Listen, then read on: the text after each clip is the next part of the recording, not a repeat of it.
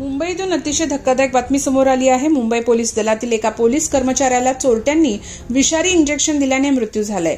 मुंबई पोलीसच्या Worli local arms division 3 मध्ये तैनात असलेल्या एका हवालदाराचा बुधवारी उपचारादरम्यान ठाण्याच्या एका रुग्णालयात मृत्यू झाला। गेल्या 3 दिवसांपासून पोलीस हवालदाराची जीवनाशी झुंज सुरू होती। चोरलेला मोबाईल परत मिळवण्याच्या नादात हवालदार चोरट्यांचा पाठलाग करत होता, मात्र चोरट्यांनी विषारी द्रव्याचे इंजेक्शन दिल्याने हवालदाराचा मृत्यू झाला।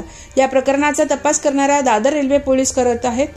विशाल पवार असे मृत्युमुखी पडलेल्या पोलीस हवालदाराचे नाव आहे।